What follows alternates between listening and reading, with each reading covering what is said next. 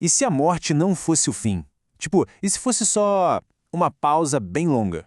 Hoje a gente vai mergulhar de cabeça na criônica. Sabe, aquela ciência super controversa de congelar pessoas, tudo na esperança de um despertar lá no futuro? Será que isso é uma ponte para a imortalidade ou é só um sonho congelado sem volta? Vamos dar uma olhada no que a gente sabe. Olha só o que a gente vai ver hoje. Primeiro, vamos entender qual é a grande promessa da criônica. Depois, a gente entra na ciência por trás disso tudo, né? Aí, a gente fala dos maiores obstáculos e olha, não são poucos. Em seguida, a gente explora a hipótese de como seria essa reanimação. E para fechar, a gente discute as questões mais profundas sobre o que significaria uma vida no futuro. Então, vamos começar pelo começo, né? A promessa da criônica. A pergunta que está no centro de tudo é essa. E se o fim fosse, na verdade, só uma pausa bem longa? Essa é a pergunta que move todo esse campo. A ideia de que a morte talvez não seja um ponto final, sabe? E se ela for, na verdade, um processo? Um processo que, quem sabe, pudesse ser interrompido e, um dia, talvez, revertido? É uma ideia bem radical, né? Ok, vamos à definição oficial. Criônica. O nome vem do grego kraios, que significa congelado, o que já dá uma boa pista. Basicamente, é a preservação de pessoas e até de animais em temperaturas baixíssimas, quando a medicina de hoje já não tem mais o que fazer por elas. A grande aposta, a esperança, é que a tecnologia do futuro consiga não só curar a causa da morte, mas também reparar os danos do congelamento e, por fim, trazer essas pessoas de volta. Mas é super importante deixar uma coisa bem clara logo de cara. A criônica é um campo, extremamente polêmico. Para a maior parte da comunidade científica, isso aí está mais para a pseudociência. É visto como uma aposta com chances mínimas, quase nulas, de dar certo. E para a gente ter uma ideia do tamanho disso, pensa só, a ideia já existe desde a década de 60. Mas até 2010, o número de pessoas que realmente passaram pelo procedimento era de mais ou menos 200.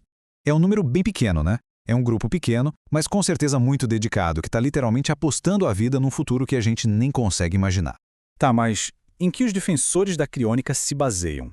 Qual era a premissa científica por trás dessa ideia tão ousada? Vamos entender por que eles acreditam que isso é de fato possível? Então, a base de tudo está num princípio médico que já é bem estabelecido. A nossa memória de longo prazo, sabe? Aquilo que nos faz quem somos, não é só um monte de faísca elétrica no cérebro. Ela causa mudanças reais, físicas na estrutura dos nossos neurônios, nas sinapses. Pensa que a memória é como se fosse gravada no hardware do cérebro. E se a informação está ali, fisicamente gravada, então, em teoria, essa estrutura pode ser preservada. Aqui a gente consegue ver a linha de raciocínio deles passo a passo. É uma cadeia de crenças, né? Primeiro, a identidade e a memória estão armazenadas na estrutura do cérebro. Ok. Segundo, essa estrutura não desaparece no instante da morte clínica, ela permanece por um tempo. Terceiro, a criopreservação pode então preservar essa informação vital. E o passo final, o grande salto de fé, a tecnologia do futuro vai ser capaz de reparar todo o dano e trazer a pessoa de volta. E aqui está o ponto-chave, talvez o mais importante para entender a criônica hoje. O objetivo atual não é uma preservação reversível. Ninguém que passa por isso espera ser reanimado na semana que vem. O objetivo é muito mais fundamental. É evitar o que eles chamam de morte teórica da informação. Ou seja, impedir que a estrutura do cérebro que guarda quem a pessoa é, que essa estrutura seja destruída para sempre. No fim das contas, hoje, o jogo é sobre salvar os dados. Ok, até agora a gente falou da promessa. Mas agora vamos para o choque de realidade. Porque os desafios para que isso dê certo são gigantescos, tanto na ciência quanto na prática. Um dos maiores problemas é o dano causado pelo próprio processo de preservação. Se você simplesmente congelar um tecido, o que acontece? A água vira cristais de gelo, que são como pequenas agulhas perfurando e destruindo tudo no nível celular. É um desastre. Para evitar isso, a técnica moderna se chama vitrificação. Eles usam uma espécie de coquetel de produtos químicos, os crioprotetores, que fazem com que os tecidos se solidifiquem num estado parecido com vidro, sem formar gelo. Parece ótimo, né? Só tem um probleminha. Esses produtos químicos são, eles mesmos, bastante tóxicos para as células. E não para por aí. Outro problemão é o que chamam de lesão isquêmica. Pensa bem. Por lei, o procedimento de criopreservação só pode começar depois que a pessoa é declarada legalmente morta, ou seja, depois que o coração para. Mas e o tempo entre o coração parar e o corpo ser resfriado? Nesses minutos, talvez horas, o cérebro fica sem oxigênio, sem fluxo de sangue, e isso causa um dano enorme que vai se acumulando a cada segundo. Certo, a gente viu os obstáculos imensos, mas mesmo com tudo isso, como é que os defensores da criônica imaginam que alguém poderia um dia ser trazido de volta à vida? Bom, a esperança deles está toda depositada em tecnologias que, hoje, soam como pura ficção científica.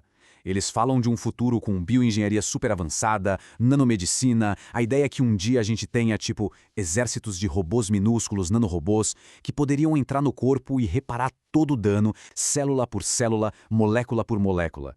E tem uma ideia ainda mais radical. E se a gente pudesse simplesmente escanear a mente e fazer um upload dela para um computador ou para um corpo artificial?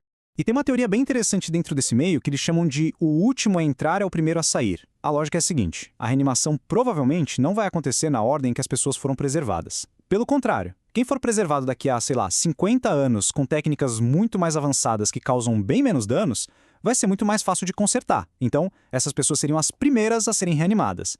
Já os pioneiros, os que estão sendo preservados hoje, bom, eles talvez tenham que esperar muito mais tempo. Tudo isso nos leva, então, para a nossa última parte. Qual é o objetivo final de tudo isso e quais são as questões mais humanas, mais filosóficas que a criônica coloca na mesa? Hoje, existem basicamente duas abordagens, duas escolas de pensamento.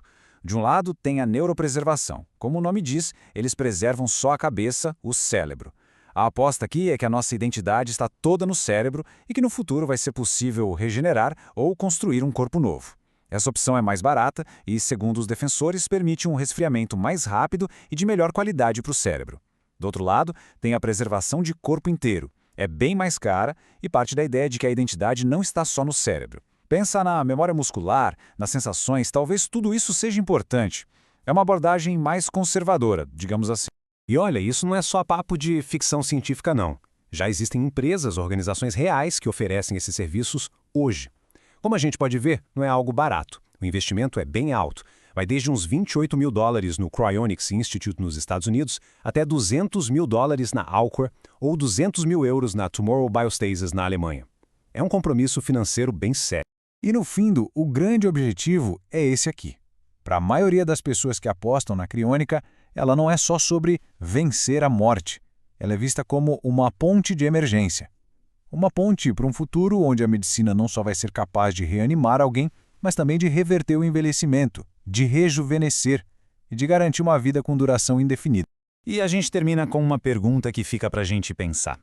Vamos imaginar o cenário mais otimista. Tudo deu certo. Uma pessoa é reparada e reanimada daqui a, sei lá, 500 anos. Com um corpo novinho em folha, memórias restauradas. A pergunta é: essa pessoa ainda seria a mesma pessoa que morreu séculos atrás? A resposta para isso, bom, ela não define só o futuro da tecnologia, mas talvez a nossa própria definição do que significa ser humano.